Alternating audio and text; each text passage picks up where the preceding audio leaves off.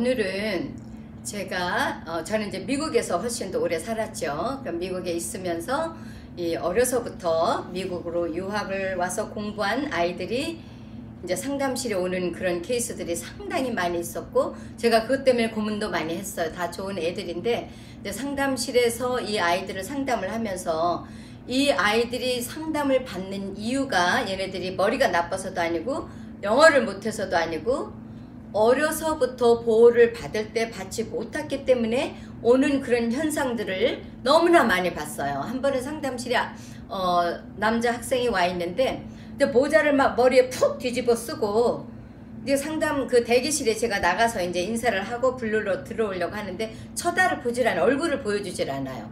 머리 푹 숙이고 모자 확 뒤집어 쓰고 얼굴도 마주치지 않고 내가 이름을 불러도 대답도 안 하고 방으로 들어오라니까 그냥 이렇게 구부리고 이렇게 어정어정 들어오기는 했어요. 근데 이게 상담을 하다 보니까 이 아이가 마음속에 사람들은 자기를 좋아하지 않는다는 그런 개념이 있어요. 그리고 자기는 아무것도 잘할 수 없다는 또 그런 개념이 있어요. 그러니까 이제 이런 것들 때문에 이제 고등학교까지 지금 왔는데, 국민학교, 초등학교 때부터 미국에 와가지고 고등학생이 돼서 이제 조금 있으면 대학을 가야 되는데 이제 너무 불안감이 많아서 학교를 갈 수 없는 상태까지 왔기 때문에 이제 상담실에 온 거예요. 물론 집은 너무 부자고 한국에서도 경제적인 문제가 있는 건 아니에요. 그래서 여기 이제 하숙해주는 분들 이제 엄마의 친구 집에 와가지고 공부하고 이렇게 했는데 심리적으로 불안하기 때문에 일상생활이 깨지고 학교 생활도 깨지고 학교를 계속할 수 없는 상태가 돼서 이제 저한테 와서 상담을 받았어요. 물론 1년 이상 상담을 하면서 많이 좋아지고 자기를 좋아하게 됐고 자기를 이해하게 됐고 자기가 왜 그런 증상이 왔는지도 이해하게 됐고, 그래서 결국은 대학까지 갔어요. 또 그런 애들뿐 아니라 이제 초등학교 때 오는 애들 보면은 이 상담실 오면 숙제하는 거 자꾸 잊어버려요. 그리고 학교에서 왕따 당하고 공부하려고는 머리가 아프고, 그리고 집에 앉아서 또 숙제하라고 하숙하는 분이 이렇게 얘기를 하면 머리 아프고, 또 혼자 앉아서 어떤 때는 막 말을 하고 소리도 지르고 이러면서 이제 학교 생활이 안 되기 때문에 오는 애들 뭐 여러 가지 증상들이 너무 많이 있어요.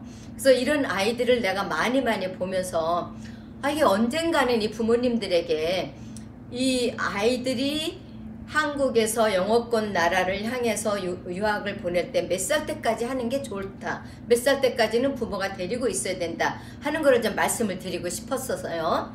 그래서 이제 사람이 이런 걸 이해하려면 어떻게 하면 영어를 하든 못하든 심리적으로 불안해하지 않고 작은 것에 행복해하면서 자기 생활에 충실하고 사람들과 잘 어울리면서 살아갈 수 있는 심리 상태를 갖출 수 있는가를 이해하면 좋을 것 같아요.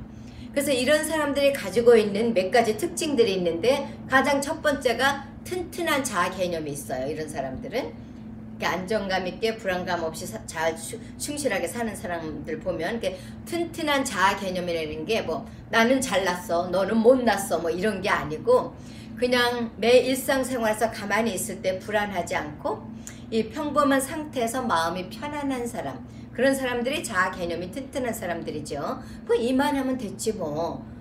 그 돈이 몇 밀리언이 있든 몇 만불이 있든 자기가 살아갈 수 있는 정도만 있으면 거기서 만족하는 것을 배워가지고 만족한 생활 속에서 안정감 있게 살아가는 사람들이 대부분이는 튼튼한 자아 개념이 있는 사람들이에요. 돈이 빌리언이 있든 밀리언이 있든 늘 불안해하고 이런 사람들은 튼튼한 자아 개념이 형성이 안 돼서 그런 거죠.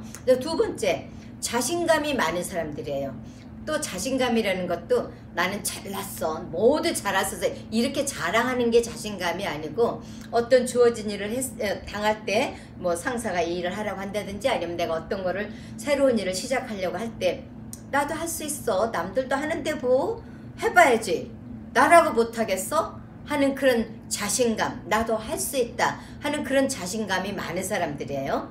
그리고 세 번째는 사람들이 이유 없이 나를 해하지 않을 거라는 기본적인 신뢰가 확립된 사람들이에요.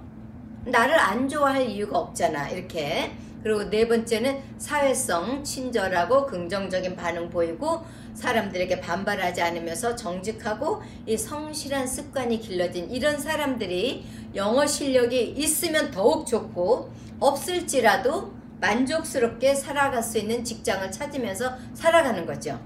그럼 이런 심리 바탕은 언제 어떻게 형성되나를 이해하셔야 되는 거죠. 이 튼튼한 자아 개념은 언제 형성이 되나? 다 어렸을 때 되는 것들이에요. 우리가 어린아이로 태어났을 때는 나라는 개념이 없어요.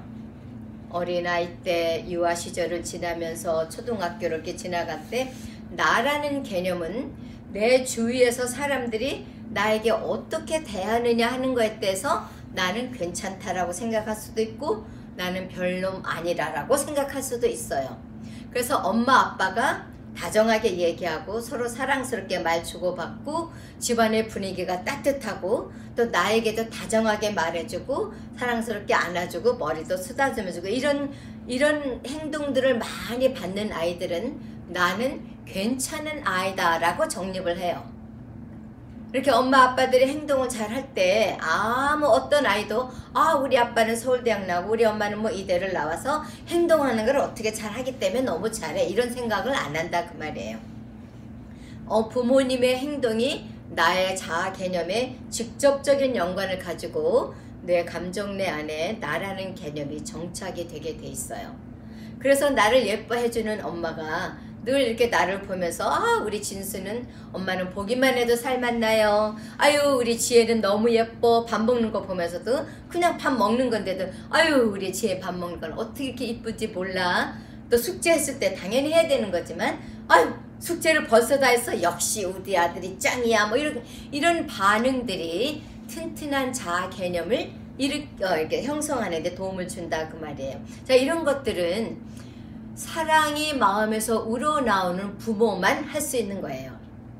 하숙을 해서 아이들을 케어하는 분들이 아무리 노력을 해도 엄마 아빠가 해주는 거에 100분의 1도 하기는 힘들어요. 그래서 부모님들이 이런 생각을 다 하셔야 되는 거예요. 자신감도 역시 마찬가지예요. 자신감은 갑자기 커서 영어를 유창하게 하니까 생기는 게 아니고 어려서부터 작은 일에 칭찬을 많이 받았을 때 자신감이 생기게 돼 있어요.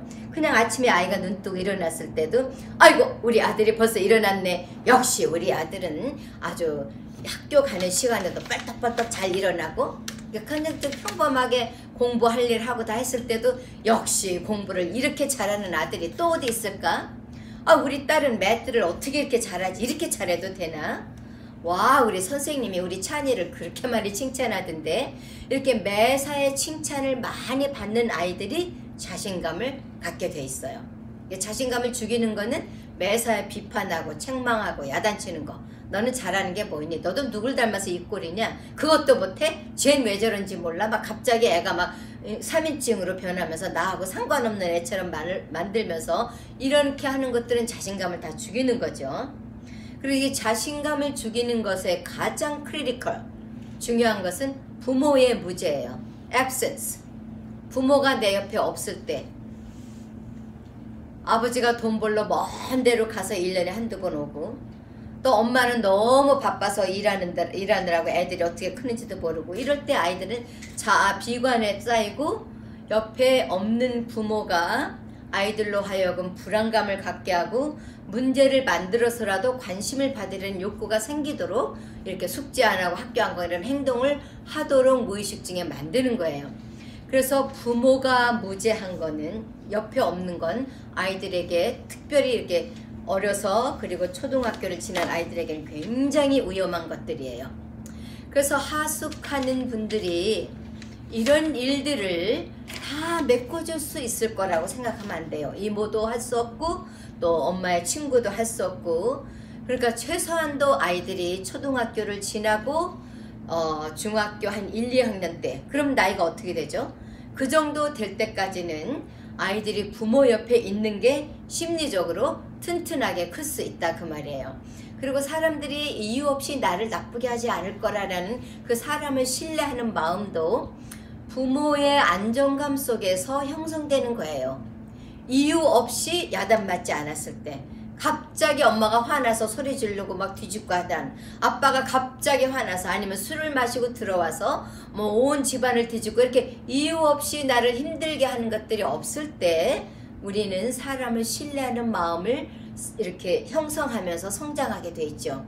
그래서 이렇게 미국에 하숙을 보낼 때도 이런 것들도 다 생각을 해보셔야 돼요. 하숙을 보내는 가정이 다정하고 좋은 가정인지, 싸움이 많은지, 부부가 냉전 중인지, 아니면 엄마가 여자분만 혼자 있으면서 스트레스 속에서 짜증과 화낸 일이 많은 그런 가정으로 애를 보내는 거지. 이런 것도 더 생각을 해보셔야 되고, 늘 아이들은 내가 필요할 때 나를 100% 보호해주고 내 편이 될 거라는 그 누군가가 있어야 되는데, 그 누군가는 부모가 되어야 해요. 물론 이제 언니 오빠들도 있으면 언니 오빠가 도와줄 수도 있지만, 학교에서 불리한 일을 당했을 때라든지, 집안에서 어떤 주위에서 어떤 아들과 싸우는 일이 있을 때든지, 분리를 당했을 때라든지 내 편이 되어서 해결해줄 부모가 있어야 되는데, 하숙하는 분들이 거기서 이제 잘 케어를 하겠지만, 당신의 아이하고 내가 보낸 내 딸하고 동년배가 있을 때 같이 싸우면 역시 사람은 자기 아이가 유익한 쪽으로 상황을 해석하고 문제를 해결할 수밖에 없어요. 그래서 공정한 대답을 받을 수 없고, 이런 불공정한 대우를 초등학교 1학년부터 아니면 유치원부터 계속 3, 4년을 당할 때 아이들이 안정감을 가지고 성장할 거라는 기대를 하시면 안 돼요. 그래서 여러분들이 이 성인 생활을 행복하고 만족스럽게 아이들이 살아가도록 일단은 키우면서 영어를 배울 수 있는 기회를 만드는 게 좋은 거예요. 그래서 저는 부모님들이 초등학교 때 유학을 보내는 것은 이 아이들에게 해롭다라고 말씀을 꼭 드리고 싶어요. 부모와 함께 있어야 되는 타임이에요. 그러니까 또 어떤 분들은 이거를 알으니까, 그러면은 아빠는 한국에서 일하시고 엄마가 애들을 데리고 와서 기러기 부부를 하면서 남편을 3개월, 6개월 이렇게 방치해 놓고 남편이 바람 안 필고 있을 거라고 생각하는 아내들이 아직도 있는지 모르겠어요. 그래서 여러분들이 다 생각을 하시면서 가장 아이들에게 필요한 건 엄마 아빠가 바람 피거나 이혼하는 일 없이 안정감 속에 살아가는 게 아이들이 영어 배우는 것보다 훨씬 더 중요해요. 그리고 최소한도 초등학교, 중학교 2학년까지는 부모 옆에서 있는 게 아이들이 심리적으로 건전하게 성장하는 데 필수입니다.